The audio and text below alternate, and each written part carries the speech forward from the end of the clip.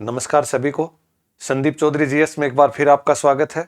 आज हम सिंधु घाटी सभ्यता के आगे के चरण में दूसरा जो भाग लेकर के आपके सामने फिर उपस्थित हुआ हूँ। पहले भाग में हमने सिंधु घाटी सभ्यता का उद्भव, विकास, विस्तार, महत्वपूर्ण क्षेत्र, उसके सामाजिक व्यवस्था, मापतोल आदि अनेक प्रकार की चीजों के बारे में अपन चर्चा कर चुके। उसी क्रम में सिंधु घाटी सभ्यता के आज हम आगे के चरणों के बारे में जानने का प्रयत्न करेंगे। सिंधु घाटी सभ्यता की राजनीतिक व्यवस्था की सिंधु घाटी सभ्यता है वो तत्कालीन समय में उसका राजनीतिक संगठन कैसा था, क्योंकि हमने देखा कि 15 लाख वर्ग किलोमीटर क्षेत्र में फैली हुई लगभग 2000 प्लस के आसपास स्थल हैं उसके। तो इतने जब स्थल है तो उनका जो राज व्यवस्था थी वो कैसी थी, वो राजकीय रूप से मतलब प्रशासनिक ढांचे में वो किस तरह से बंधी हुई थी। क्योंकि अधिकांश जगह पे हमने देखा कि सिंधु घाटी सभ्यता की बहुत सी चीजों में समानता मिलती है। तो उनके बाद में अनेक प्रकार की चीजों से हम ये देखने का प्रयत्न करेंगे कि वो राजनीतिक रूप से किस प्रकार से बंधी हुई थी, कैसे कैसे उसमें प्रशासन तंत्र चलता था, कैसे कैसे वहां के लोग हैं वो एक दूसरे के साथ में एक ही मतलब व्यवस्था के साथ में किस तरह से बंधा हुआ था। उसका राज कौन उनका राज कर रहा था, कि कोई राजा हुआ करता था या पुरोहित वर्ग था या कोई व्यापारिक वर्ग था। तो इस प्रकार आज हम इसका और विस्तृत अध्ययन करने का प्रयत्न करेंगे। शासन प्रणाली की विशेषता, राजनीतिक संरचना के अनुसार सिंधु घाटी सभ्यता की जो शासन प्रणाली है उनकी विशेष महत्वपूर्ण विशेषता क्या है कि शासन प्रणाली है उसके अंदर वणिक वर्ग का शासन था। वणिक वर्ग का मतलब है व्यापारी वर्ग। व्यापारी वर्ग का शासन था इसमें। अब जाहिर सी बात है व्यापारी वर्ग है तो जहां पर व्यापार होगा, अधिकांश चीजें जो व्यापारिक गतिविधियां होंगी तो वहां पर क्या होगी, नगर होंगे। क्योंकि जो भी व्यापारिक गतिविधियां होती हैं, शिल्प वगैरह होता है, एक स्थान से दूसरी जगह आयात निर्यात आदि सब चीजें होती हैं, तो वहां पर जो अर्थव्यवस्था है वो क्या है, कृषि से हट करके और नगरीकरण की तरफ चली जाती है। तो वहां पर नगर होंगे। और नगर में अपन नगरीय विकास की बात करें तो नगरों के अंदर अपन आप देखते हैं कि हड़प्पा सभ्यता है वो पहला नगरीकरण बोला जाता है हड़प्पा सभ्यता को। पहला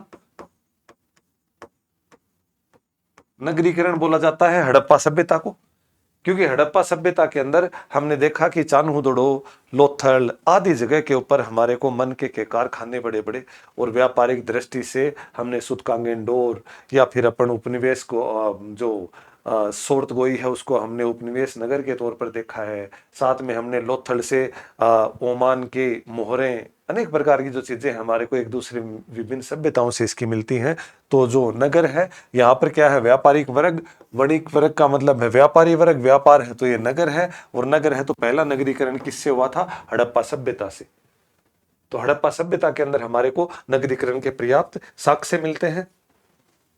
पुरोहितों का प्रभाव, यहाँ के जो शासन है उसके अंदर पुरोहितों का प्रभाव देखने को मिलता है।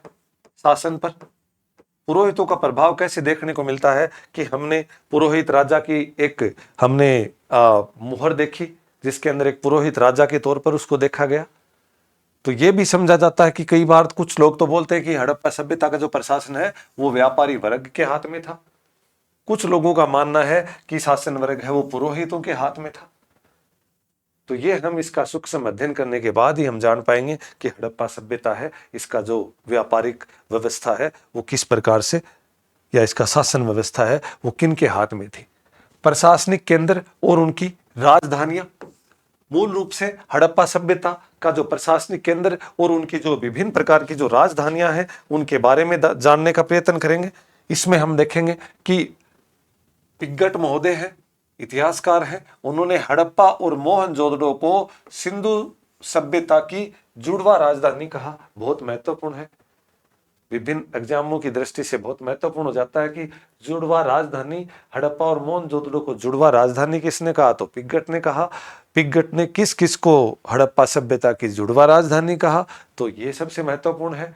एक वे डॉक्टर दशरथ शर्मा, उन्होंने कालीबंगा जो राजस्थान के हनुमानगढ़ में है, घग्गर नदी के किनारे है, उसको हड़प्पा की तीसरी राजधानी कहा।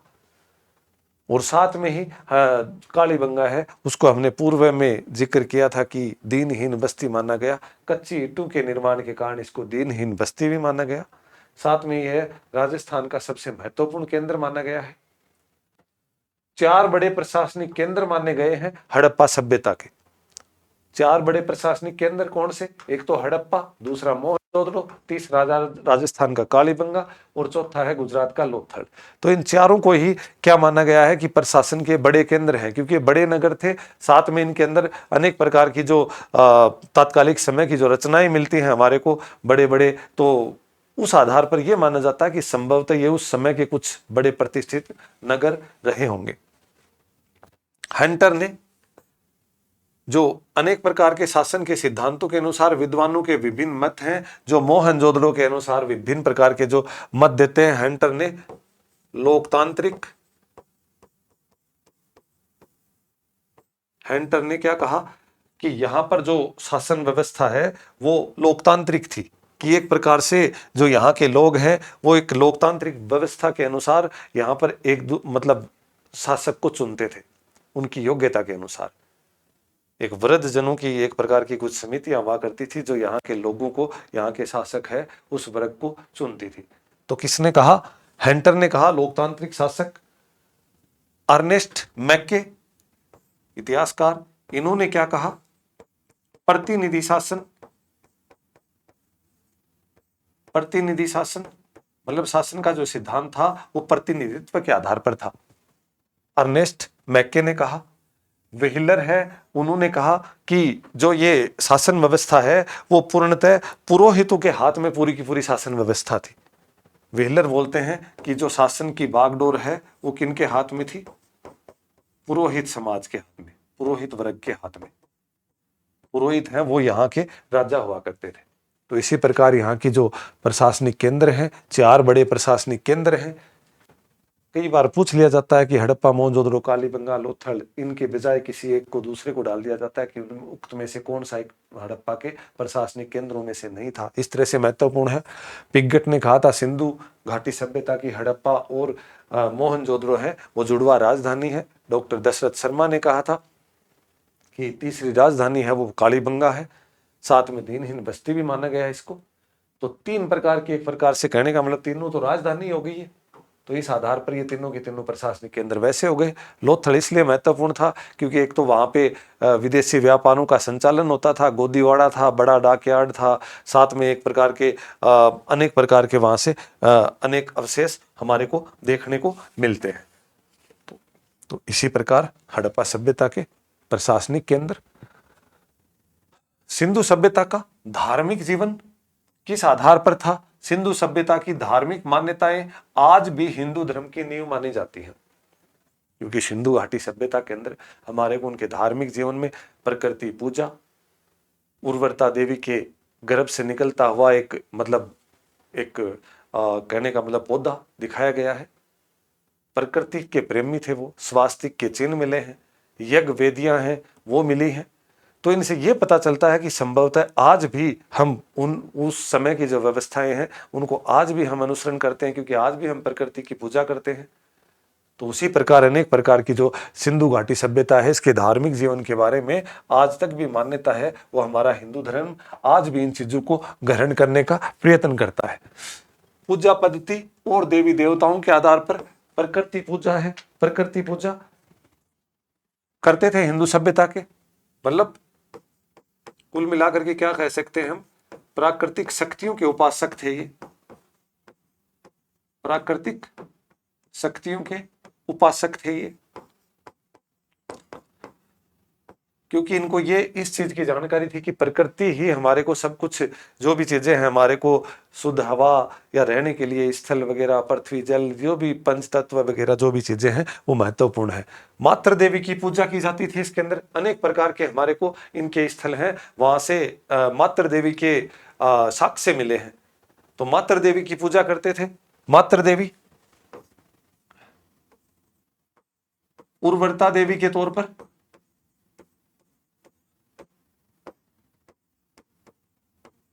गर्भ से निकलता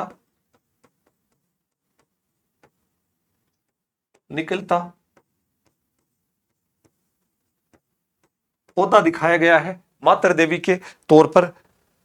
हड़प्पा से हमारे को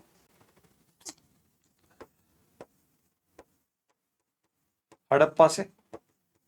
और ये जो पौधा दिखाया गया है इसको हम क्या है, पृथ्वी माता के तौर पर इसकी पूजा करते हैं।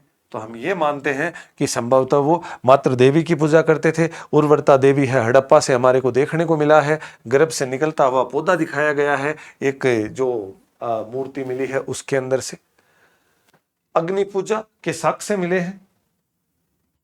अग्नि पूजा और वेदिकाएं, वेदिकाएं क्या होती हैं, जैसे यज्ञ की वेदियां होती हैं उसी की तरह से यज्ञ की वेदियां मिली है। 4 जगहों से मिली है ये। कालीबंगा,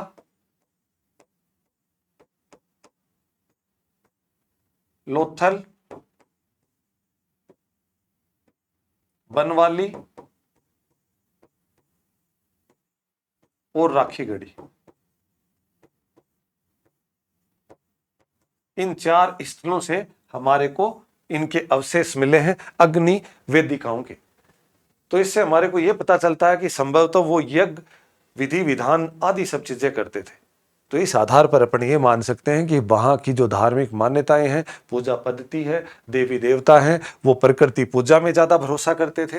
प्रकृति की पूजा की जाती थी, मातृ देवी की पूजा की जाती थी, अग्नि की पूजा की जाती थी, वेदिकाएं मिली हैं, यज्ञ वेदियां मिली हैं। तो इस प्रकार से हम ये मान सकते हैं कि इस समय की जो पूजा पद्धति, देवी देवता आदि सब चीजें, ये पूजा में धूप बत्ती का इस्तेमाल करते थे लोग। धूप बत्ती के साक्ष्य मिले हैं।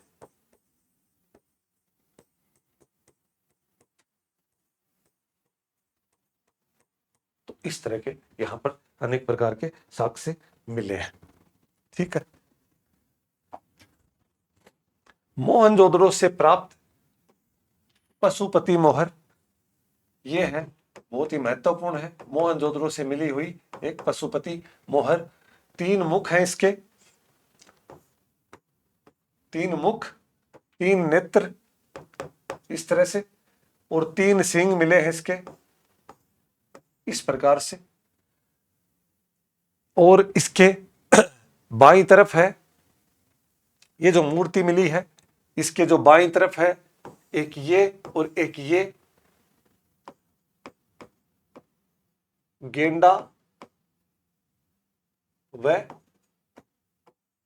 भैंसा या बैल, भैंसा या बैल मिला है, बैल के साक्ष्य से।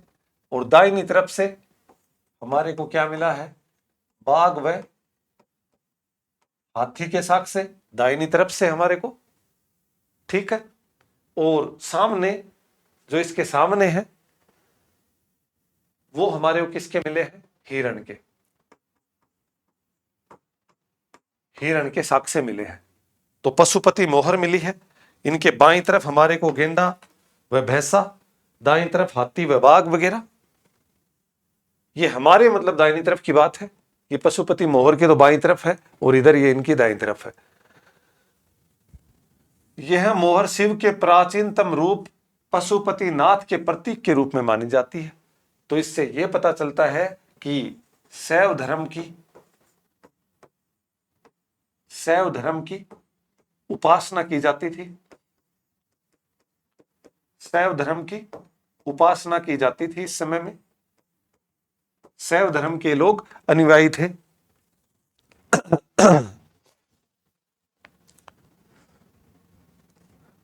स्वास्तिक का चिन्ह मिला है। इससे यह पता चलता है कि सूर्य पूजा है वो ये लोग करते थे।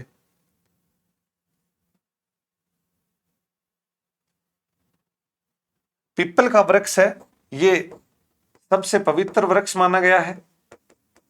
सबसे पवित्र वृक्ष जिसकी पूजा 7 मानव करते हुए एक मुहर मिली है। कि कि इसकी सबसे जो पवित्र वृक्ष है वो पीपल माना गया है उस समय में, और पीपल की जो पूजा है वो 7 मानव कर रहे थे। तो ऐसी एक मोहर मिली है। एक श्रृंगी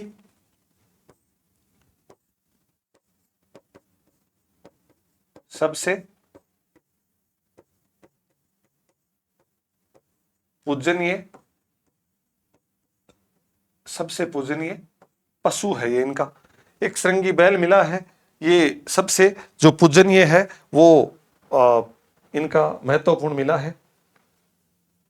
तो इस प्रकार से हम ये देख सकते हैं कि मोहनजोदड़ो से पद्मासन पर बैठे एक प्रकार के पशुपति, जिनको 3 मुख 3 नेत्र आदि, जिसको पशुपतिनाथ यानी शैव धर्म के उपासक अपन बोल सकते हैं इनको। और इनके पवित्र चिन्ह और वृक्ष स्वास्तिक का चिन्ह मिला है। स्वास्तिक का चिन्ह का मतलब क्या है? स्वास्तिक का चिन्ह आप ऐसे निकालते हैं ना अपन, स्वास्तिक का चिन्ह, तो ऐसा एक चिन्ह मिला है। उसके बाद पीपल का वृक्ष है, जिसको 7 मानव पूजा करते हुए सबसे तत्कालीन समय में पवित्र। पीपल का वृक्ष आज भी पवित्र माना जाता है। यह माना जाता है कि सर्वाधिक कार्बन डाइऑक्साइड है उसका अवशोषित करता है और सर्वाधिक है ऑक्सीजन छोड़ता है। तो कहने का मतलब पीपल को सबसे पवित्र इसीलिए माना जाता है कि वो हमारे लिए एक स्वच्छ वातावरण और स्वच्छ हवा के लिए। इसका मतलब अपन ये मान सकते हैं कि हड़प्पा सभ्यता के लोग हैं वो मूल रूप से प्रकृति का ज्यादा ध्यान रखते थे, प्रकृति के आधार पर ही उसकी पूजा करते थे। और ये जानवर वगैरह जितने भी दिखाए गए पशुपति मोहर वगैरह के सामने, तो ये भी एक प्राकृतिक रूप से प्रकृति के संतुलन को बनाए रखने के लिए महत्वपूर्ण उपयोगी था। एक श्रृंगी बैल है, वो इनका क्या है? सबसे पूजनीय है। ये क्या है? वर्षभ है। एक श्रृंगी वर्षभ है, ये इनका सबसे पूजनीय पशु माना गया है। सिंधु घाटी सभ्यता के पतन के कारण, तो सिंधु घाटी सभ्यता है, इसके पतन के अनेक प्रकार के कारण हैं। कुछ लोगों ने बोला है कि सिंधु घाटी सभ्यता है, इसके पतन है वो बाढ़ या जल प्लावन की वजह से हुआ है। किसी ने कहा कि जलवायु परिवर्तन, किसी ने कहा कि आर्यों ने आक्रमण किया तथा सिंधु सभ्यता के लोगों को पराजित कर दिया और उनको दास बना लिया और यहीं पे रख लिया। किसी का मानना है कि एक महामारी, जैसे वर्तमान में हमारे यहाँ कोरोना जैसी कोई महामारी, तो ऐसी कोई महामारी आई होगी जो लाइलाज रही होगी और धीरे धीरे उसके अनुसार। किसी ने कहा कि नदियों ने अपने मार्ग परिवर्तन कर लिए। तो अनेक प्रकार के विद्वानों के विभिन्न प्रकार के मत हैं कि सिंधु घाटी के पतन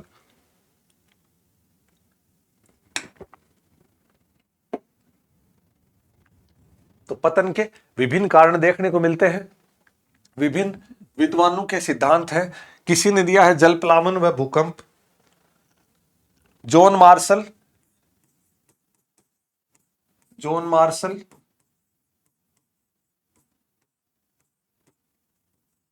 दयाराम साहनी,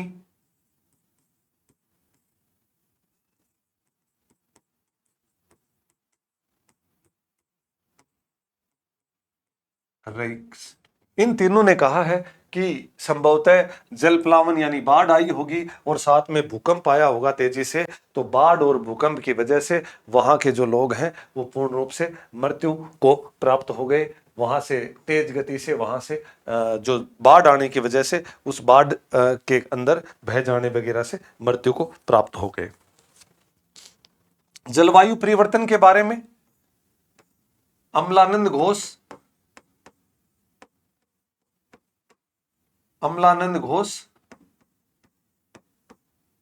व ओरेल स्टेन ने कहा कि संभवतः जलवायु परिवर्तन हो गया।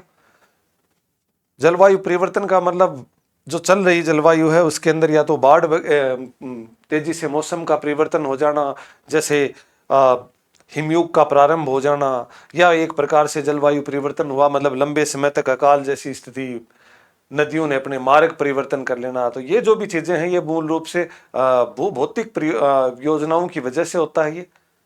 तो इस तरह की कोई चीजें हुई होगी संभवतः। तो जलवायु, आर्य या अन्य बाह्य आक्रमण, कि कुछ लोगों का मानना है कि आर्य लोग संभवतः आए होंगे और उन्होंने आक्रमण कर दिए।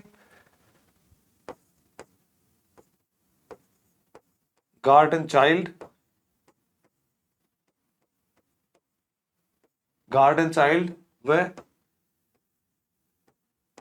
व्हीलर ने ये मत दिया कि आर्य हैं ये आए होंगे और अन्य कोई दूसरी जो जाति विशेष या प्रजाति के लोगों ने इनके ऊपर आक्रमण किया और यहाँ के जो सभ्यता है उसको नष्ट कर दिया और उन लोगों को यहाँ से दास बना लिया और उसके बाद इन लोगों का पतन हो गया और इनकी जगह आर्य आ गए।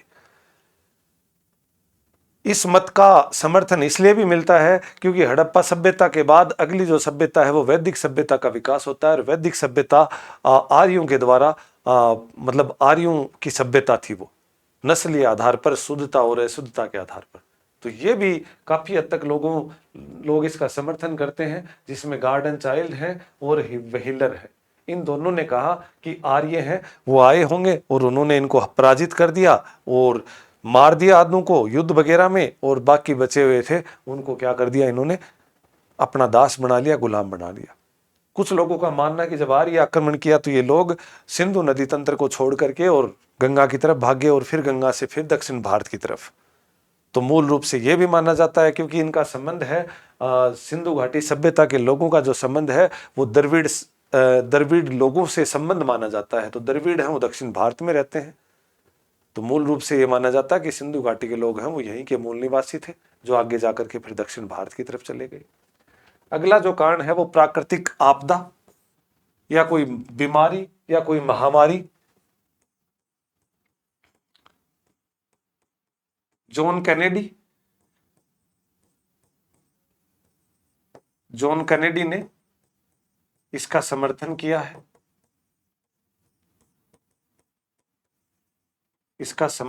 है, उन्होंने बताया कि संभवतः कोई प्राकृतिक आपदा आई होगी, कोई प्राकृतिक कारण रहा होगा या कोई बड़ी सी महामारी आई होगी।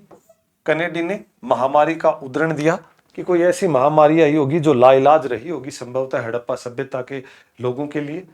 और क्योंकि हम भी ये मानते हैं, क्योंकि जब हमारे यहाँ पर उपनिवेशिक काल था, उपनिवेशिक काल के दौरान जब अंग्रेज हमारे यहाँ पर राज कर रहे थे, उस समय भी अनेक प्रकार के अकाल पड़े हमारे भारत में और लाखों लोग उस अकाल के मुंह में चले जाते थे, अकाल से मौत के मुंह में चले जाते थे।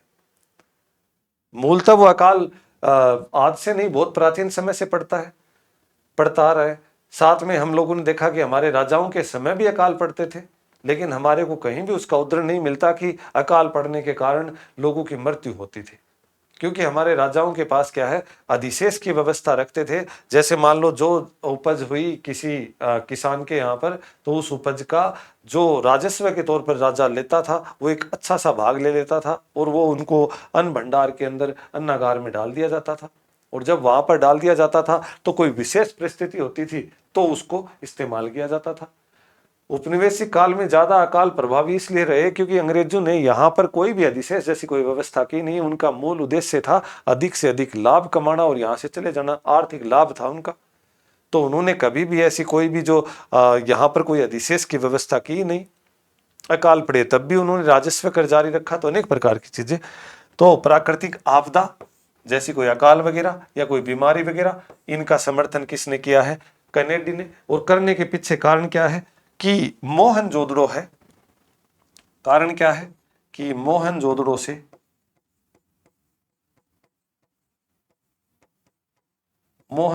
से मिले नर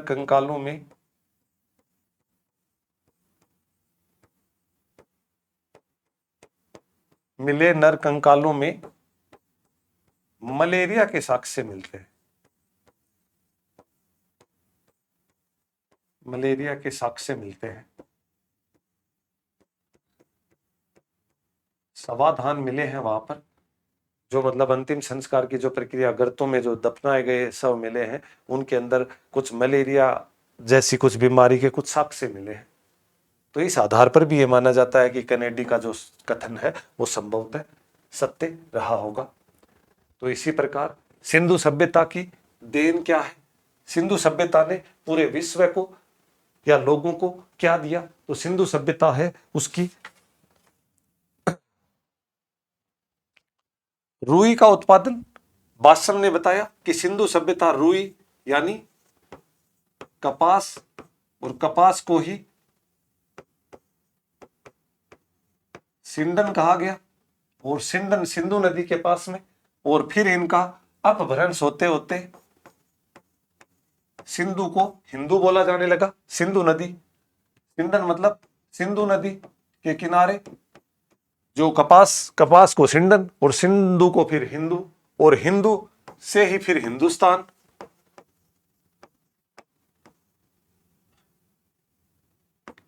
हिंदुस्तान की अवधारणा उभर करके आई।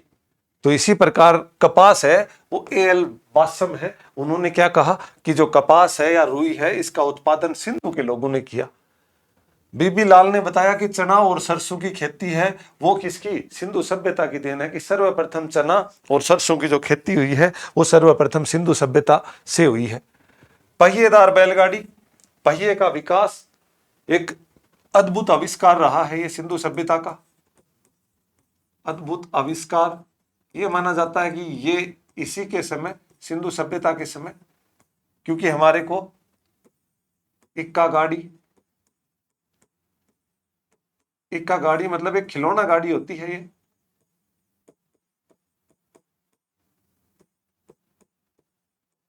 खिलौना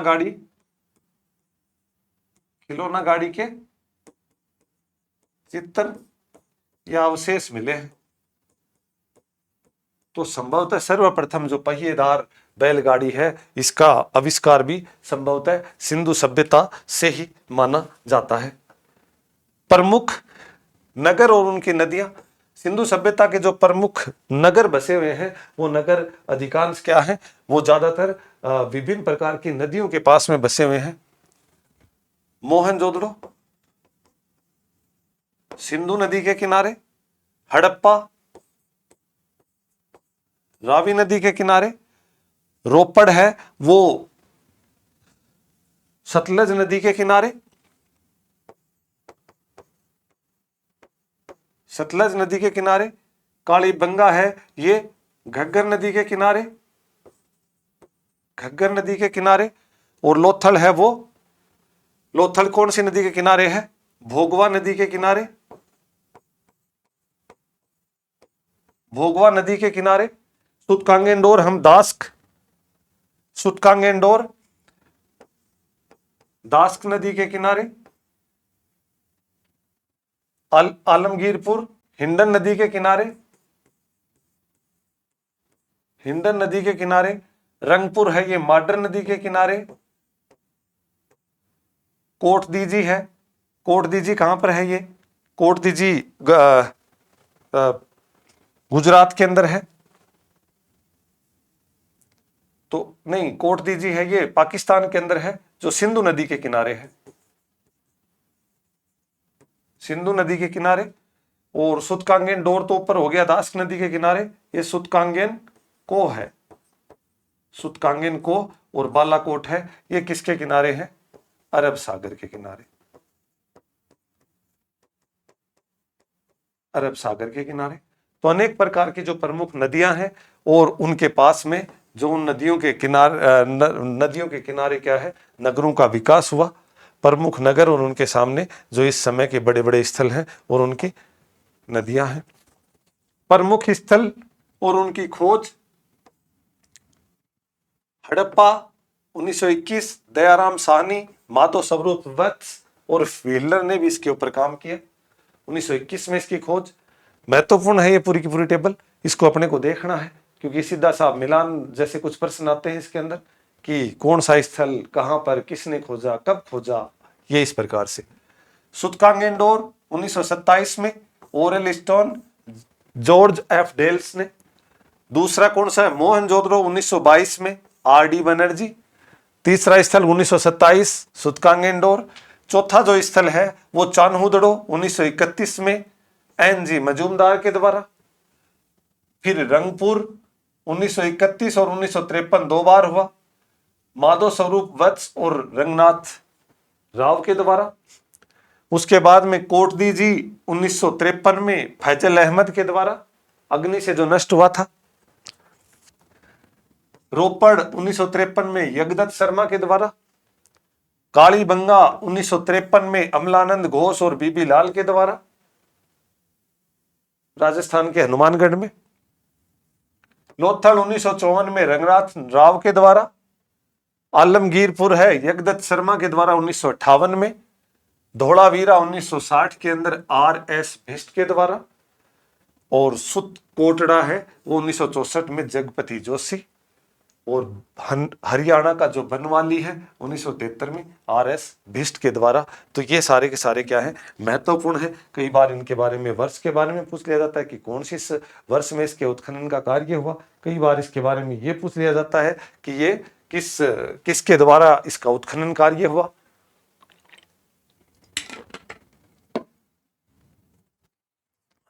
तो ये इसका महत्वपूर्ण है, इसको देख लो।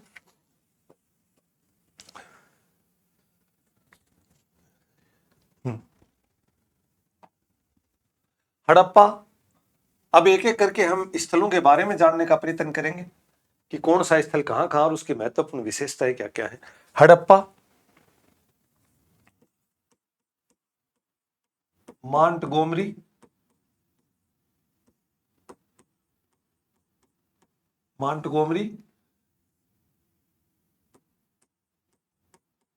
पंजाब,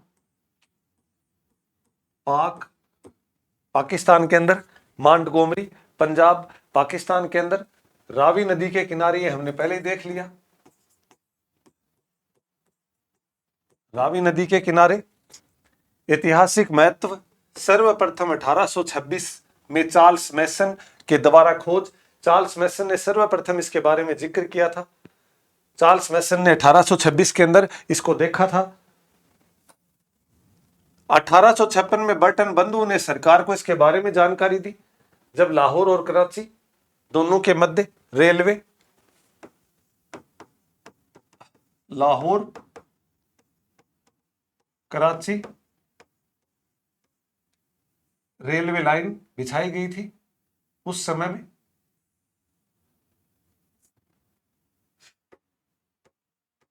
रेलवे पटरियां बिछाई गई थी।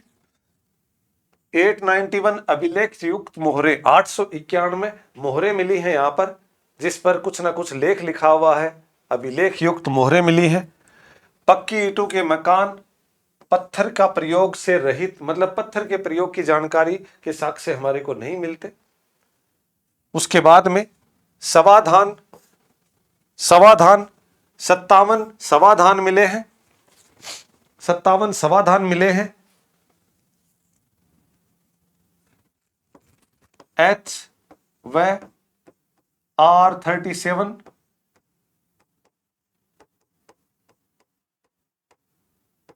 सिमेट्री कब्रगाह मिली है। लकड़ी के ताबूत में रखे जाते थे। सिर उत्तर की तरफ, सिर है वो समाधान का उत्तर की तरफ होता था। समाधान के साथ में कांसे के दर्पण, काजल की सलैया मिलती हैं। उससे ये पता चलता है कि प्राचीन में भी ये इस तरह के अंधविश्वास माने गए हैं कि संभवतः जो मृत्यु के बाद में भी इन चीजों का उपयोग संभवतः लोग करते होंगे। तो इस प्रकार से महत्वपूर्ण चीजें।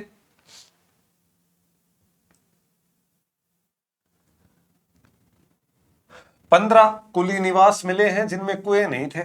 700 कुएं के उल्लेख मिलता है मोहनजोदड़ो से, और हड़प्पा में भी बहुत से ज्यादा कुएं वगैरह के उल्लेख मिलते हैं। दस्तकारी का मतलब होता है शिल्पकारी वगैरह, जैसे कोई छोटे मोटे कुटीर उद्योगों से आदि साक्ष्यों से। 12 कक्षों वाला अन्नागार मिला है। दोनों तरफ 6 मिलते हैं। 6 अन्नागार आमने सामने करके।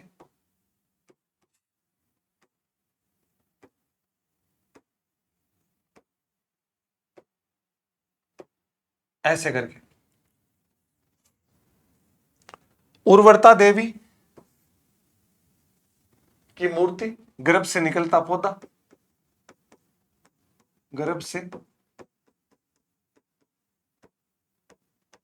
निकलता पौधा दिखाया गया है। इसके साक्ष्य मिलते हैं। तांबे की इक्का गाड़ी, जिससे यह पता चलता है कि संभवतः उस समय भी कोई बैलगाड़ी वगैरह ऐसी कुछ चीजें हैं वो बनाने लग गए थे। तो एक खिलौना गाड़ी मिलती है। मोहर पर मछली का चित्र मिलता है, एक मोहर मिली है। ईंटों से निर्मित 18 वक्राकार चबूतरे मिले हैं। 18 बिल्कुल चौकोर टाइप के वक्राकार हैं, चबूतरे मिले हैं थोड़े ऊंचे उठा करके 18। चबूतरों में गेहूं व जौ के दाने मिलते हैं, चबूतरों के ऊपर गेहूं व जौ के दाने मिलते हैं। तो इससे यह पता चलता है कि संभवतः उस समय के जो लोग हैं वो जानवरों को डालने से संबंधित या अनेक प्रकार की कोई धार्मिक निष्पादन की चीजें करते होंगे।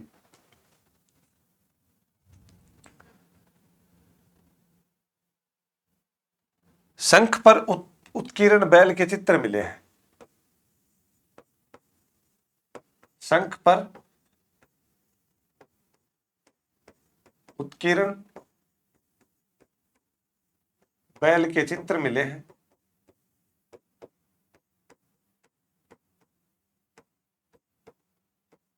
शंख है उसके ऊपर उत्कीर्ण बैल के चित्र मिले हैं हड़प्पा नामक स्थल से। बर्तन पर मछुआरे के चित्र मिले हैं। बर्तन पर मछुआरे के चित्र मिले हैं, चित्र का साक्ष्य मिले हैं। तो इस प्रकार से हड़प्पा की जो भी है 57 समाधान एच और आर 37 सिमेट्री कब्रगाह मिली है। लकड़ी के ताबुक मिले हैं, सिर उत्तर दिशा में, कांसे का दर्पण, काजल की सलाइयां, 15 कुली निवास, कुएं नहीं थे, दस्तकारी केंद्र, 12 अन्नागार के साक्ष्य मिले हैं। उर्वरता देवी, गर्भ से निकलता हुआ पौधा, तांबे की का गाड़ी, मोहर की मछली का चित्र, ईंटों से निर्मित वक्राकार चबूतरे, चबूतरों पर गेहूं व जौ के दाने। संभवतः यज्ञ वेदियां भी मिली हैं यहां से, यज्ञ वेदियां भी मिली हैं। तो उनसे यह पता चलता है कि संभवतः यज्ञ का निष्पादन करते होंगे। मोहनजोदड़ो, मोहनजोदड़ो सिंधु सभ्यता का मुकुट। मोहनजोदड़ो है वो संभवतः सबसे समृद्ध स्थल माना गया है इसको, हड़प्पा सभ्यता का सबसे समृद्ध स्थल। सिंधु नदी किनारे है ये, सिंधु नदी किनारे है ये मोहनजोदड़ो।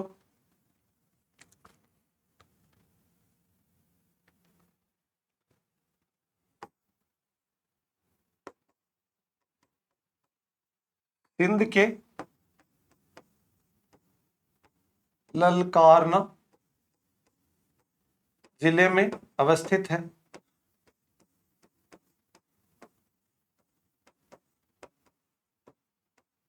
सिंध के ललकारना जिले में अवस्थित है, लरकाना जिले में।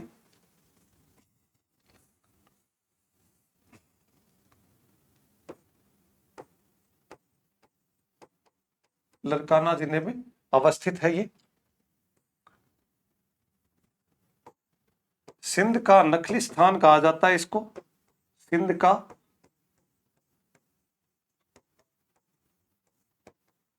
नखली स्थान कहा जाता है। सिंध का नकली स्थान का मतलब है सिंध का बाग, सिंध का बाग। तो ये इसको कहा जाता है मोहनजोदड़ो, जो इसका सबसे समृद्ध है। 11 मीटर चौड़ी सड़कें वगैरह हैं। तो इस तरह की चीजें अनेक प्रकार की इनकी महत्वपूर्ण विशेषताएं, प्रमुख विशेषताएं, मोहनजोदड़ो की जो प्रमुख विशेषताएं हैं उनको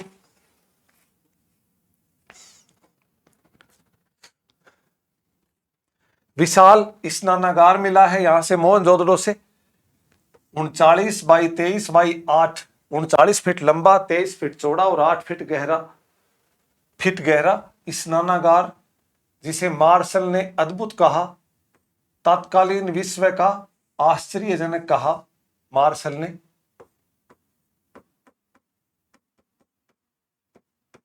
तत्कालीन विश्व का आश्चर्यजनक कहा।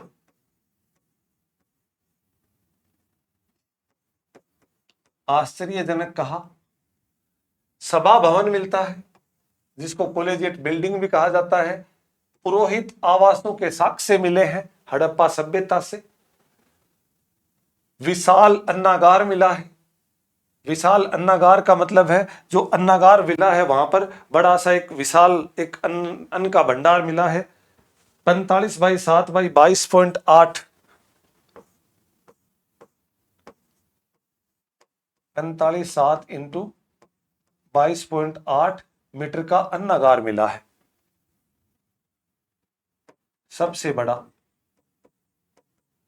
सबसे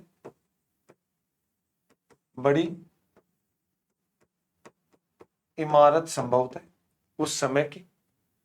नगर नियोजन 11 मीटर चौड़ी सड़कें मिली हैं। जिनको राष्ट्रीय राजमार्ग भी कहा जा सकता है, या एक बड़ा राजमार्ग संभवतः यह हुआ होगा कि 11 मीटर चौड़ी मतलब 40 फीट समकोण पर काटती थी। ये सारी की सारी सड़कें हैं, समकोण पर काटती थी।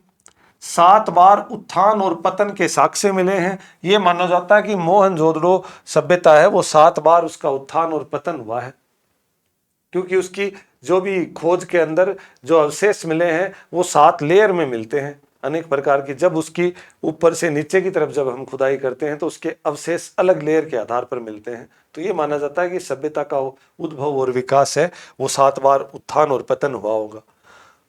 कुंभकार के 6 बट्टे बर्तन पकाने के लिए।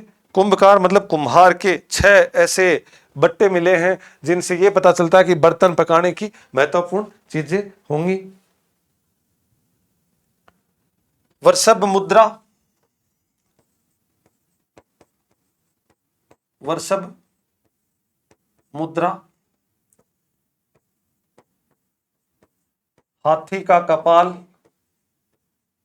हाथी का कपाल मतलब हाथी का जो सामने माथा वाला बड़ा भाग है वो मिला है यहां से। वर्षभ की मुद्रा मिली है, वर्षभ मुद्रा मोहनजोदड़ो से।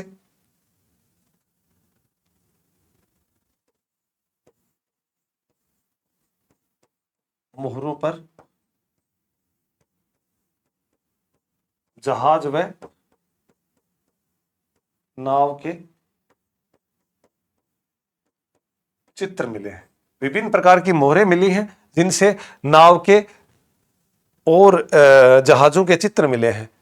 तो कहने का मतलब विशाल स्नानागार संभवतः ये रहा होगा कि इस समय में कोई ऐसा है वो सामूहिक नहाने जैसी कुछ परियोजनाएं होती होंगी कि कोई न कोई ऐसे एक धार्मिक आधार रहा होगा कि इस दिन सामूहिक मतलब नहान करना है, ऐसी कुछ चीजें।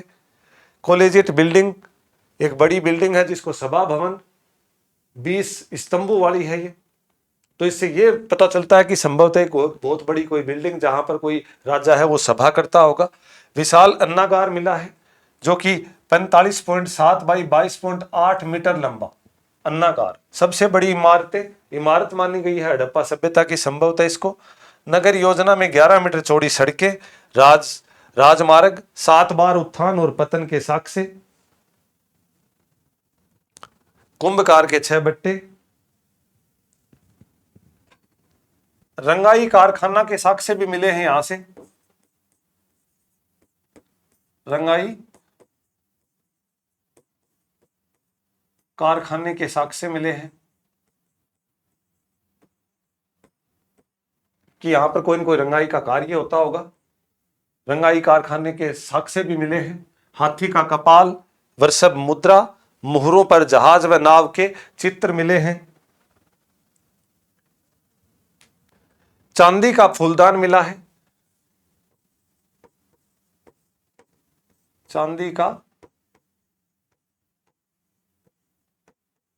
फूलदान मिला है। चांदी का फूलदान का मतलब है कोई चांदी का एक ऐसा मतलब पात्र मिला है जिसमें जो देखने में अच्छा हो, कोई टेबल वगैरह पे रखने के लिए जिसके ऊपर फूल डाले जा सकते हो, तो ऐसा कुछ मिला है। साथ में एक कमरे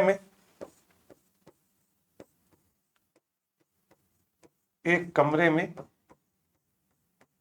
14 नरकंकाल के साक्ष्य मिले हैं। एक कमरे से 14 नरकंकाल के साक्ष्य मिले हैं। तो इस तरह की अनेक प्रकार की चीजें हैं, हमारे को मोहनजोदड़ो से अनेक प्रकार के जो साक्ष्य हैं वो मिले हैं। इसी प्रकार मोहनजोदड़ो मूलतः राजधानी कहा जाता था, एक प्रकार की कलात्मक धरोहर के तौर पर है ये। पशुपति मोहर हमने पहले ही अध्ययन कर लिया इसका, कि सामने 3 सिर, 3 आंख, 3 सींग वाली। फिर उसके बाद में हमने देखा कि इसके बाईं तरफ है वो गेंडा और भैंसा वृषभ, दाहिनी तरफ है हाथी और बाघ, सामने हिरण वगैरह। टूटी हुई अवस्था में मिली है, ये पूरी की पूरी नहीं है, टूटी हुई है एक कॉर्नर इसका। योगी की मुद्रा में देवता का चित्रण मिला है जो पशुओं से घिरा हुआ है। अन्य महत्वपूर्ण खोजे, हाथी का कपाल, ब्रह्मा मुद्रा में एक योगी मिला है जो ब्रह्मा मुद्रा में, कहने का मतलब इस तरह से सामने बैठा हुआ। मिट्टी का तराजू और सील मिली है। कांसे की नर्तकी मिली है 11.5 सेंटीमीटर यानी 4 इंच की। अद्भुत कांसे की प्रतिमा है, तिरभंग मुद्रा में है। तिरभंग मुद्रा में, तिरभंग मुद्रा का मतलब है शरीर है वो 3 हिस्सों में झुका हुआ है, मतलब 3 अवस्थाओं में झुका हुआ है। लुप्त मोम पद्धति से बना हुआ है, लुप्त मोम पद्धति से निर्मित। इस तरह के साक्ष्य मिले हैं। महाविद्यालय भवन कॉलेजिएट बिल्डिंग पहले ही बात कर चुके। कुषाण शासकों द्वारा निर्मित स्तूप का एक टिल्ला भी मिला है यहां से। मोहनजोदड़ो में कुषाण शासकों ने उसके बाद में एक स्तूप बनवाया, टिल्ला बनवाया, तो उसके साक्ष्य भी इसके साथ में मिलते हैं। ये थोड़ा सा महत्वपूर्ण हो जाता है कि कुषाण शासकों ने हड़प्पा सभ्यता के किस स्थल के पास में अपने स्तूपों का एक टिल्ला बनवाया। तो ये चीजें, जहाज की मोहरें मिली हैं यहां से, जैसे जहाज, इसके ऊपर कुछ इस तरह से मोहर पर जहाज व नाव का चित्र, व्यापार के प्रमाण। इससे यह पता चलता है कि विदेशी या सुदूर व्यापार के साक्ष्य मिलते हैं इससे। तो इस तरह के अनेक प्रकार की कुछ अवतल चक्कियां मिली हैं यहां से। अवतल चक्कियों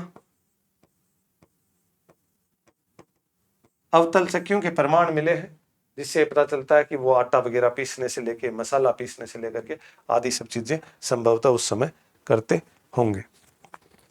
चान्होदड़ो अगला स्थल कौन सा है? हम महत्वपूर्ण स्थल जो कि परीक्षा की दृष्टि से जो बहुत महत्वपूर्ण, उनके बारे में। शिल्प का केंद्र मैंने बताया था लोथल और चान्होदड़ो। चान्होदड़ो कहां पर है वर्तमान में, कहां पर है? ये पाकिस्तान के अंदर है, पाकिस्तान के सिंध प्रांत में। पूर्णतः विकसित बस्ती थी जहां हड़प्पा और प्राक हड़प्पा दोनों के साक्ष्य मिलते हैं। हड़प्पा और प्राक हड़प्पा के जो पूर्णतः जो साक्ष्य मिलते हैं वो हमारे को कहां से मिलते हैं? एक तो मिलते हैं चान्होदड़ो से और दूसरे कहां से मिलते हैं? कालीबंगा से। कालीबंगा से भी क्या, अपने यहां पर बीकानेर में सोंथी सभ्यता है, उसको प्राक हड़प्पा कालीन माना गया है। प्राक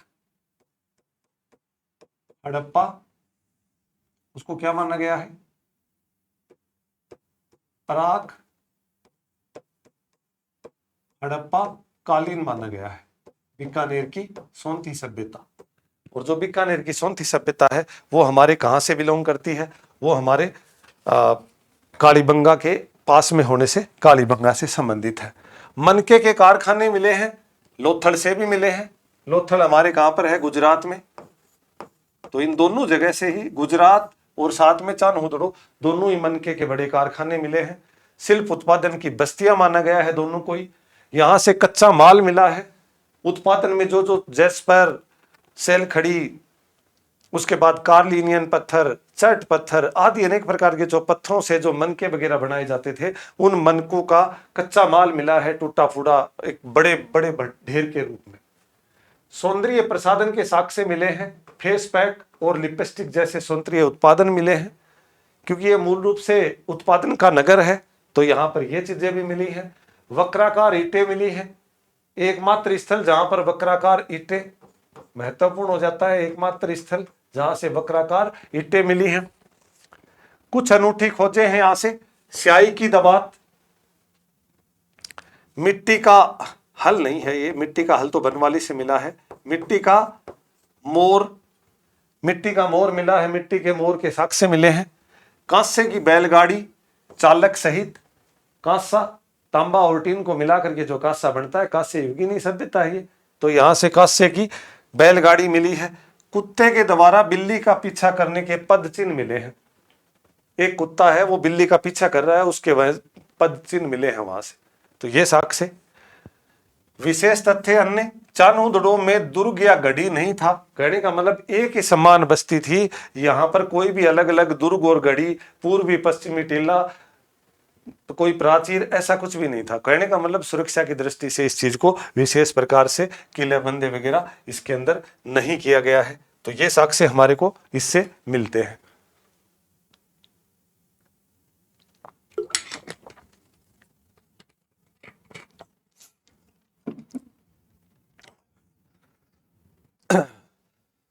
चैनल को सब्सक्राइब करें, लाइक करें, बेल आइकन को प्रेस करें, ताकि जो भी नोटिफिकेशन, जो भी नया वीडियो आएगा वो आपके पास आता रहेगा। भारतीय इतिहास के प्राचीन इतिहास, मध्यकालीन इतिहास, आधुनिक इतिहास, फिर विश्व इतिहास का इसी प्रॉपर फॉर्मेट में हम क्लास को जारी रखेंगे, ताकि अधिक से अधिक बच्चे हैं इसके लिए लाभान्वित हो सके। तो जो भी आपको इन तथ्यों के बारे में आपके द्वारा subscribe, share, comments, bell icon को दबाना, लाइक करना, ये सारी चीजें हमारे लिए एक मोटिवेशन का काम करती हैं, ताकि हम आपके लिए और अधिक से अधिक इस तरह के कुछ तथ्य हैं, महत्वपूर्ण तथ्य, वो लेकर के आए। अगला जो स्थल है लोथल, जिसको लघु हड़प्पा भी कहा जाता है कहां पर ये? अहमदाबाद के भोगवा नदी, साबरमती नदी के किनारे। कहां पर? गुजरात में। गुजरात में एक ही रक्षा प्राचीर से घिरा हुआ था ये, एक ही रक्षा प्राचीर है, कोई भी इसमें पूर्वी और पश्चिमी टिल्ला नहीं है, ये बहुत महत्वपूर्ण है। अर्थात दो टिल्ले के अवशेष यहां पे नहीं मिलते। गोदीवाड़ा मिलता है यहां से, डाकयार्ड, समुद्री व्यापार के प्रमुख केंद्र, जो समुद्री जहाजों को, समुद्री जहाज व नौकाओं को खड़ा करने का स्थल, पार्किंग करने का स्थल डाकयार्ड कहलाता है या गोदीवाड़ा कहलाता है। चबूतरे पर वेदी मिली है, चबूतरा बना करके उसके ऊपर यज्ञ वेदी मिली है। गाय की जली हुई हड्डियां मिली है, उस यज्ञ वेदी के अंदर से गाय की जली हुई हड्डियां। तो संभवतः अपन ये मान सकते हैं कि इस समय पशु बलि संभवतः रही होगी, संभवतः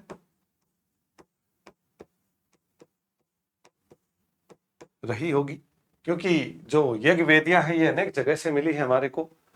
कालीबंगा से भी मिली हैं, हड़प्पा से भी मिली हैं, लोथल से भी मिली हैं, उसके बाद राखीगढ़ी से भी मिली हैं, तो अनेक प्रकार की। लेकिन गाय की जली हुई हड्डियां यहां से मिली हैं, तो संभवतः ये लगा सकते हैं कि पशु बलि संभवतः उस समय की जाती होगी। कृषि के अवशेष मिले हैं, चावल व बाजरे के अवशेष, चावल के अवशेष मिले हैं, क्योंकि इसके पास में कौन से हैं? भोगवा, साबरमती नदियां हैं, तो नदियों के पास में पानी की उपलब्धता सही है, तो चावल जैसे, साथ में शुष्क मौसम है तो बाजरा जैसी खेती के अवशेष मिले हैं। व्यापार का केंद्र के रूप में मिला है ये, क्योंकि हमने पहले भी जिक्र किया कि चान्होदड़ो और लोथल कौन कौन से?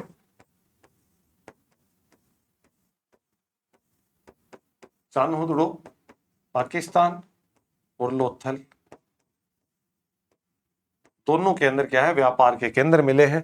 मोती, जवाहर व मनके का बाजार के साक्ष्य मिले हैं। तो इस प्रकार से लोथल है ये, इसके ये महत्वपूर्ण अवशेष हमारे को तत्कालीन समय में मिले हैं।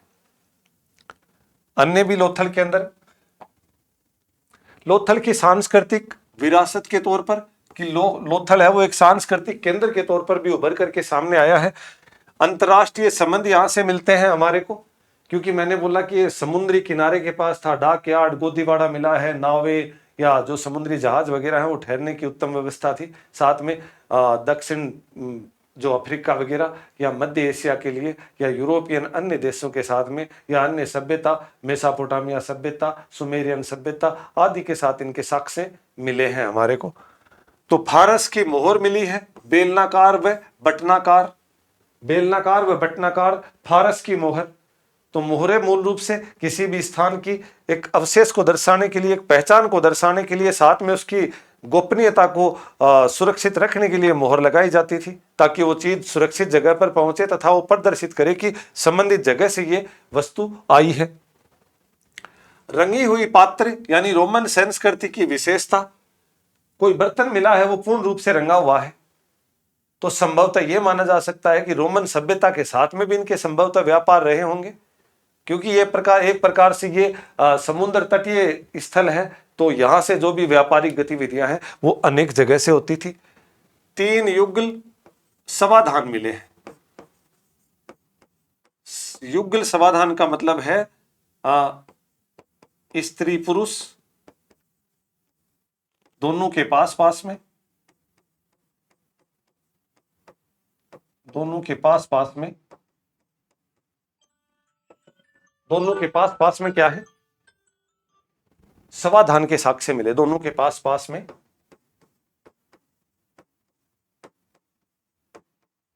समाधान दफनाए गए थे दोनों के। और युगल समाधान के अंदर क्या है, जानवरों के साथ में भी, जानवरों के साथ भी दफनाने के अवशेष हैं। जानवरों के साथ दफनाने के भी अवशेष हैं। तांबे का कुत्ता भी मिला है यहां से। क्या मिला है, तांबे का कुत्ता। और घोड़े की मरण मूर्तियां मिली हैं।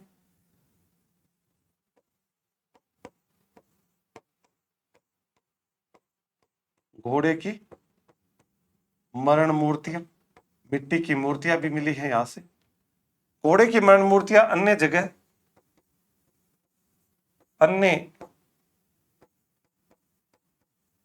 रंगपुर से भी मिली है, रंगपुर से भी। तो घोड़े की जो मरण मूर्तियां हैं वो इन 2 जगह से हमारे को मिलती है। बतख का चित्र मिलता है, मापने का पैमाना मिलता है, दिशा सूचक यंत्र मिलता है, चालाक लोमड़ी का चित्र मिलता है। कई बार एग्जामों में पूछ लिया जाता है कि चालाक लोमड़ी का चित्र कहां से मिलता है, बिल्ली से कुत्ते का पीछा करता हुआ चित्र कहां से मिलता है, साथ में मापने का पैमाना कहां से मिलता है, साथ में फारस की मोहर। ये बहुत ही महत्वपूर्ण है सारी की सारी चीजें। तो ये अनेक प्रकार की चीजें हमारे को देखने को मिलती हैं। अन्य स्थल कुणाल। कुणाल कहां पर है, सबसे महत्वपूर्ण स्थल है ये हरियाणा के अंदर, हिसार में सरस्वती नदी के किनारे। हरियाणा हिसार के पास में सरस्वती नदी के किनारे कुणाल आभूषणों के लिए प्रसिद्ध है। आभूषणों के लिए प्रसिद्ध है क्योंकि चांदी के 2 मुकुट मिले हैं यहां से। तो चांदी के 2 मुकुटों के अवशेष मिले हैं हमारे को कहां से, कुणाल हरियाणा से। गहनों का खजाना मिला है, विभिन्न प्रकार के आभूषण मिले हैं कुणाल हरियाणा से हमारे को। साथ में चित्रित भांड, विशाल चित्रित मिट्टी के बर्तन मिले हैं। मिट्टी के ऐसे बर्तन जिनके ऊपर चित्रकारी की हुई है कुणाल से। तो कुणाल भी हमारे लिए एक बड़ा ही एक मतलब कला का केंद्र के रूप में उभरा है। साथ में यहां पर कुणाल के अंदर ही हमारे को क्या मिले हैं, गर्तावास भी मिले हैं।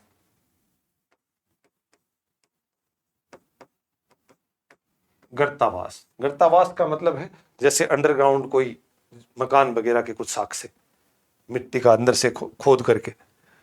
अगला स्थल कौन सा है, सुरकोटड़ा। सुरकोटड़ा कच्छ गुजरात, घोड़े के प्रमाण मिले हैं आपसे एकमात्र, महत्वपूर्ण है। कई बार परीक्षाओं में पूछा जाता है कि घोड़े के प्रमाण हैं या घोड़े के अवशेष हैं, वो कहां से मिलते हैं हमारे को? घोड़े की अस्थियां मिली हैं यहां से, तो एकमात्र स्थल। वैसे हड़प्पा सभ्यता के लिए बोला जाता है कि घोड़े की जानकारी इस सभ्यता के लोगों को नहीं थी, तो एकमात्र स्थल है जहां से घोड़े की अस्थियां मिलती हैं, अन्यथा घोड़े से हड़प्पावासी अपरिचित माने जाते हैं, अपरिचित माने जाते हैं। तो अपवाद स्वरूप एक जगह है सुरकोटड़ा, जहां पर घोड़े के प्रमाण महत्वपूर्ण होता है एग्जाम की दृष्टि से, सुरक्षा की दृष्टि से, प्राचीर युक्त दुर्ग के अवशेष मिलते हैं। यहाँ का जो दुर्ग था उसके ऊपर चारों तरफ से मतलब जो भी मतलब सुरक्षा प्राचीर या एक दीवार बनाई, किलेबंदी की हुई थी। तो ये इसके अवशेष हमारे को किससे? तो कुणाल हरियाणा, और सुरकोटड़ा कहां पर है? ये सुरकोटड़ा कहां पर है? गुजरात के अंदर। अगला स्थल, तो अगला जो स्थल है वो है धोलावीरा, भारत का सबसे बड़ा हड़प्पा नगर, कि ये भारत का सबसे बड़े क्षेत्र में फैला हुआ हड़प्पा का एक स्थल है। गुजरात में स्थित भारत में खोजा गया सबसे बड़ा हड़प्पा नगर है, कि भारत पाकिस्तान अलग होने के बाद अफगानिस्तान और इन सब को देख करके भारत का सबसे बड़ा ये हड़प्पा का स्थल जो खोजा गया है। एस.आर. भिष्ट ने खोजा था ये, एस.आर.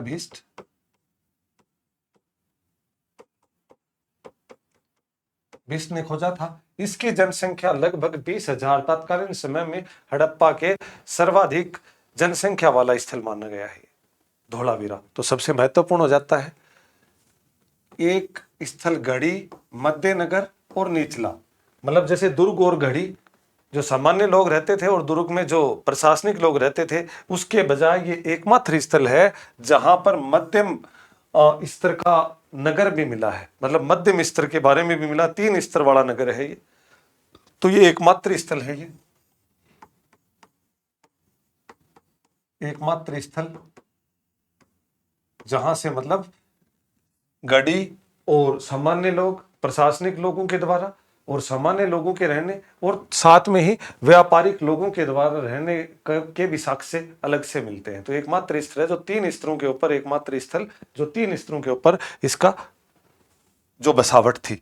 अनूठी विशेषताएं इसकी, स्टेडियम मिला है प्रहरी कक्ष सहित, तो संभवतः खेल आयोजन के साक्ष्य मिलते हैं, खेल आयोजन के साक्ष्य मिलते हैं। यहां से खेलों का आयोजन संभवतः होता होगा। सूचना बोर्ड 17 अक्षरों का, एक श्याम पट के ऊपर, मान लो किसी बोर्ड को, किसी जो भवन है उसके सामने एक छोटा सा सूचना बोर्ड लगा है जिसके ऊपर 17 अक्षर है, क्योंकि हड़प्पा सभ्यता के अंदर हमने देखा होगा कि 64 मूल चिन्ह और लगभग 250 से 400 चित्राक्षर, अधिक कुछ किताबों में 375 से 400 चित्राक्षर। तो चित्राक्षरों वाली जो लिपि है इसमें 17 अक्षरों का ये मिला है। 16 छोटे बड़े जलाशय मिले हैं, तालाब मिले हैं। दक्षिण का जो जलाशय है, दक्षिण का जलाशय है वो पत्थरों को काट करके बनाया गया है, पत्थरों को काट कर बनाया गया है। दक्षिण का जो जलाशय है वो, तो ये महत्वपूर्ण है। 20,000 इसकी जनसंख्या, भारत में खोजा गया हड़प्पा स्थलों में सबसे बड़ा स्थल है ये। उसके बाद में 3 स्तरों के ऊपर है, एकमात्र स्थल है जहां पर गढ़ी और आम लोगों के लिए जो निचला शहर, दोनों के साथ साथ में एक बीच में भी एक मध्यम नगर भी था। इसमें स्टेडियम मिला है, सूचना बोर्ड मिले हैं, 16 छोटे बड़े जलाशय मिले हैं। दक्षिण का जलाशय है वो किससे? पत्थरों को काट करके बनाया गया है। तो इस प्रकार ये सबसे महत्वपूर्ण सारे तथ्य पूछने योग्य हैं। एकमात्र स्थल, तीनों स्तर मिले हैं इसमें, सबसे बड़ा है भारत का, 20,000 उसकी जनसंख्या, इस तरह की चीजें। अगला स्थल दाइमाबाद, दाइमाबाद कांस्य रथ के साक्ष्य मिले हैं, महाराष्ट्र परवरा नदी के किनारे। दाइमाबाद कहां पर है? महाराष्ट्र के अंदर। दक्षिणतम केंद्र है ये हड़प्पा सभ्यता का। कांस्य रथ मिला है यहां पे, कांस्य का एक रथ मिला है जिसको दो बैल जोते हुए एक नग्न मानव की आकृति के साथ में कांस्य का रथ मिला है। धातु कला का उत्कृष्ट नमूना है ये। तो परीक्षा की दृष्टि से दो बैल हैं, उनका जो रथ है उसको नग्न मानव आकृति के अंदर उसको जोतते हुए दिखाया गया है। तो हड़प्पा का दाइमाबाद महाराष्ट्र जो परवरा नदी के किनारे है, ये परवरा नदी के किनारे ये स्थल है ये। ठीक है। अगला है बनवाली। बनवाली कहां पर है? हरियाणा। मिट्टी का हल मिला है यहां से, बहुत महत्वपूर्ण प्रश्न है ये। बनवाली हरियाणा जहां से मिट्टी का हल मिला है। अगला स्थल है कोटदीजी, अग्नि से नष्ट हुआ, विनाश के साक्ष्य। महत्वपूर्ण है कि अग्नि से नष्ट कोटदीजी कहां पर है? ये पाकिस्तान का एक स्थल है, पाकिस्तान में है ये। और ये अग्नि से नष्ट एकमात्र साक्ष्य है पूरी हड़प्पा सभ्यता के। तो एकमात्र साक्ष्य जो अग्नि से, जिसका। अगला कालीबंगा राजस्थान कहां पर है? ये हनुमानगढ़। कालीबंगा घग्गर द्वस्वती नदी, घग्गर नदी भी बोलते थे इसको, द्वस्वती नदी भी बोलते थे इसको।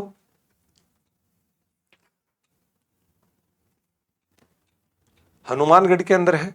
हड़प्पा और प्राक हड़प्पा दोनों के साक्ष्य मिले हैं।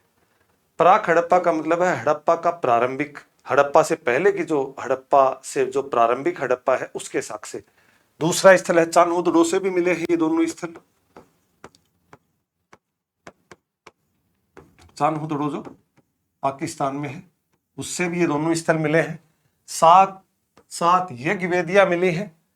मातृ शक्ति व लिंग की प्रतिमाएं यहां से नहीं मिलती है। मातृ शक्ति की कोई भी प्रतिमा यहां से नहीं मिलती है।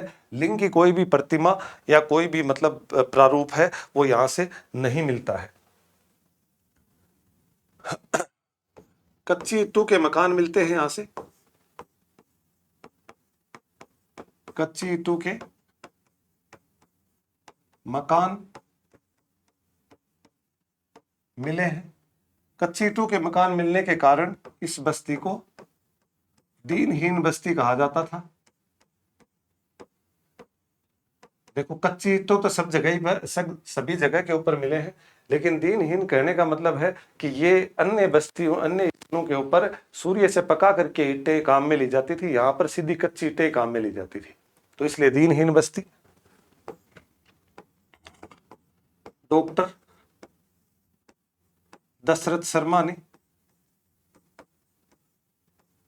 तीसरी राजधानी कहा इसे।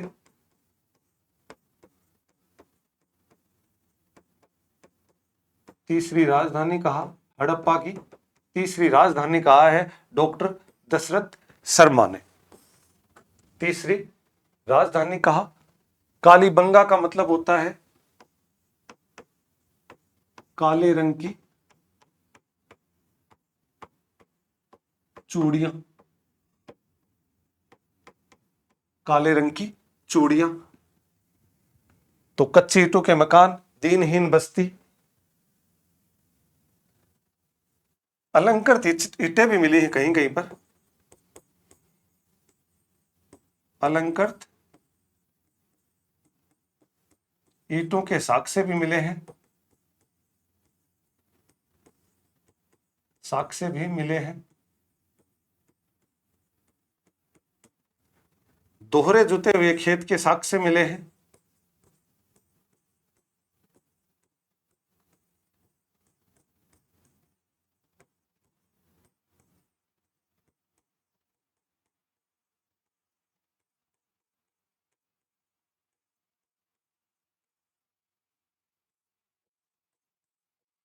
गेहूं व जो, दो फसलें एक साथ दोहरे जुते हुए खेत के साथ से, दोहरे जुते हुए खेत के साथ से, तंदूर के चूल्हे,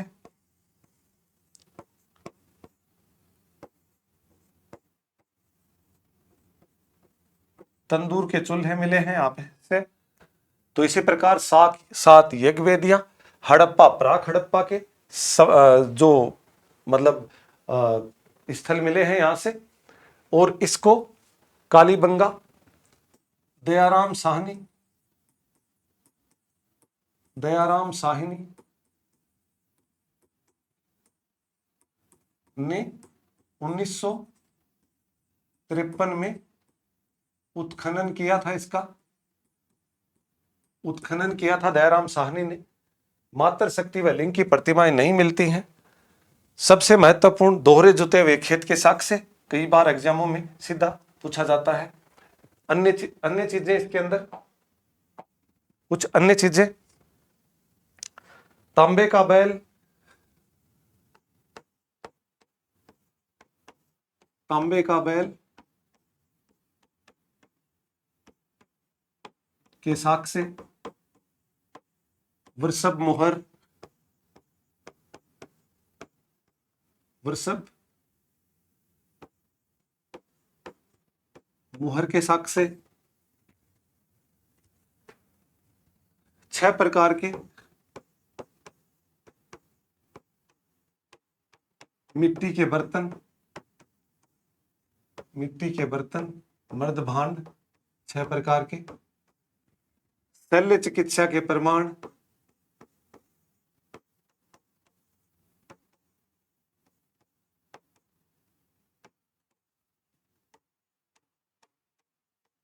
शल्य चिकित्सा के प्रमाण, बालक की खोपड़ी में,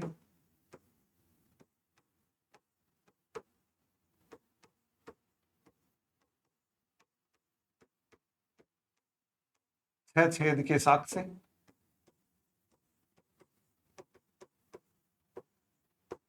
तो इस प्रकार से तांबे का बैल, वृषभ मुहर, 6 प्रकार के मिट्टी के बर्तन, शल्य चिकित्सा के प्रमाण, 3 प्रकार के समाधान,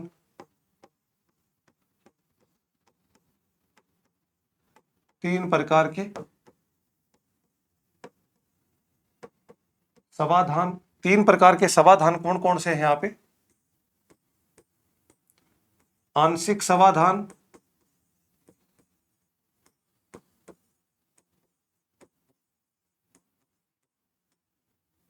पूर्ण समाधान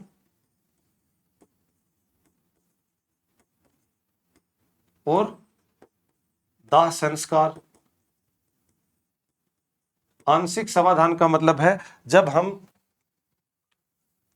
मर्त शरीर को दूर जंगलों में फेंक देते हैं और उनके बाद में उसके जो शरीर के ऊपर जो मांस वगैरह होता है उसको वहां के जीव जंतु और जानवर खा लेते हैं। उसके बाद उन हड्डियों को इकट्ठा करते हैं और गर्तावास में दफना देते हैं। तो ये क्या है? आंशिक समाधान। पूर्ण समाधान का मतलब है कि शरीर के पूरे शरीर को हम क्या करते हैं, सीधा का सीधा हम गर्तावास में जो भी है उस दफना देते हैं। तीसरा क्या है? दाह संस्कार, मतलब अग्नि से शरीर को नष्ट कर देना। तो इस प्रकार के 3 प्रकार के समाधानों के साक्ष्य हमारे को यहां से मिलते हैं। छिद्रित किवाड़ का साक्ष्य मिलता है, छिद्रित किवाड़ का साक्ष्य यहां से।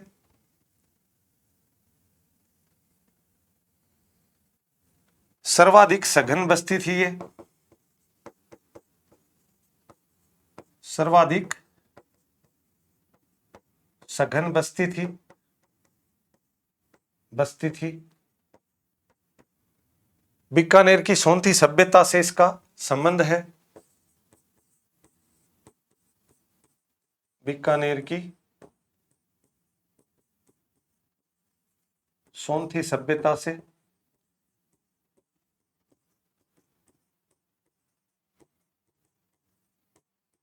इसका संबंध मिलता है हमारे को, क्योंकि हनुमानगढ़ है ये लगभग बीकानेर के काफी पास ही है। खिलौना गाड़ी, कांसे का दर्पण,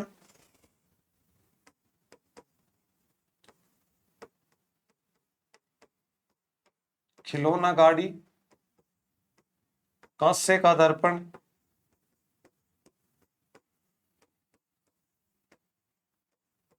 कांस्य का दर्पण आदि अनेक प्रकार के जो चीजें हैं वो हमारे को सिंधु घाटी सभ्यता से प्राप्त होती हैं। तो इसी प्रकार आज की क्लास में हमने हड़प्पा सभ्यता की राजनीतिक व्यवस्था, उसके बाद में हड़प्पा के महत्वपूर्ण स्थलों के जो महत्वपूर्ण साक्ष्य हमारे को मिलते हैं, साथ में हड़प्पा सभ्यता का उत्खनन किस किसने कब कब, साथ में हमने हड़प्पा सभ्यता के महत्वपूर्ण स्थलों में जो परीक्षा की दृष्टि से उपयोगी जो भी तथ्य हैं उनके बारे में हम गहनता से आज हमने इस क्लास के बारे में जानकारी हासिल की। पूरी की पूरी जो ये पीडीएफ फॉर्मेट में आपको चैनल के टेलीग्राम चैनल पे संदीप चौधरी जीएस के ऊपर आप स्कैन करके भी इसके अंदर इसको प्राप्त कर सकते हैं। साथ में चैनल को सब्सक्राइब करें, लाइक करें, शेयर करें, बेल आइकन को दबाएं और अधिक से अधिक आप इनको शेयर करें ताकि अधिक से अधिक बच्चों तक ये जो कंटेंट है वो पहुंचे। एक बार फिर आपका बहुत बहुत धन्यवाद।